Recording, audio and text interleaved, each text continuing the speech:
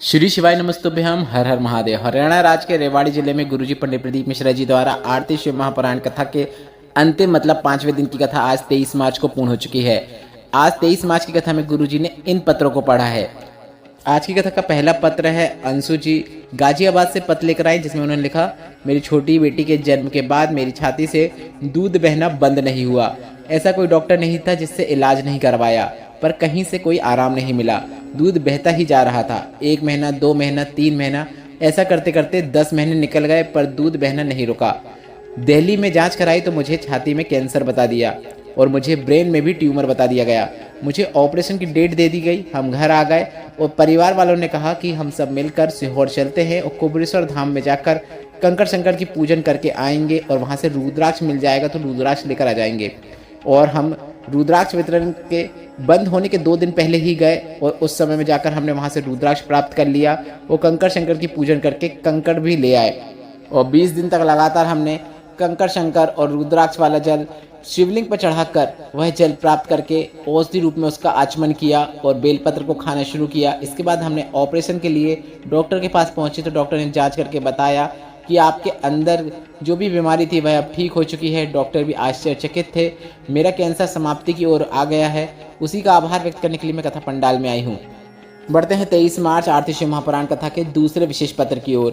प्रियंका जी पत्र लेकर आए, जिसमें उन्होंने लिखा, मेरा पुत्र जिसकी उम्र 7 वर्ष है, एक दिन स्कूल में अचानक उसे उल्टी होने लगी। नज़दीक के हॉस्पिटल में भर्ती कराया गया तो जांच से पता चला कि बच्चे की पित्त की थैली में पथरी हो गई है, जिसके कारण उसकी पैंक्रियाज का अटैक आया है। इसके बाद इलाज कराया और उसे घर भेज दिया गया, पर एक दिन बच्चे के पाँव में एकदम से बहुत तेज़ दर्द हुआ। डॉक्टर को दिखाया तो डॉक्टर से पता चला कि बच्चे को ब्लड कैंसर हो गया है और डॉक्टर ने कह दिया इस बीमारी का इलाज करने के लिए डॉक्टर यहाँ पर नहीं है, आप उसे बाहर दिखाइए।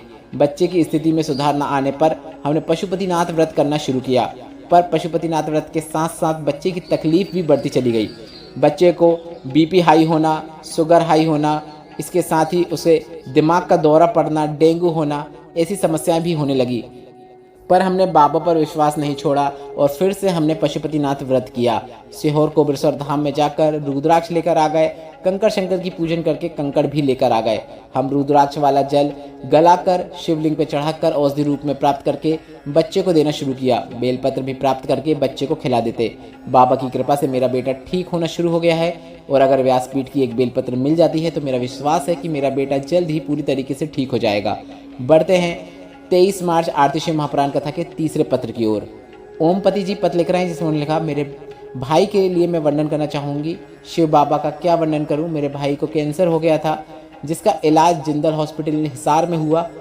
इलाज के बाद नाक का कैंसर था, जिसका ऑपरेशन हुआ। उसके बाद उसे गले में भी कैंसर हो गया। मैंने मेरे भाई से कहा, बार बार कैंसर पलट के आ रहा है, क्यों ना सीहोर कुबेरेश्वर धाम में जाकर रुद्राक्ष लेकर आते हैं।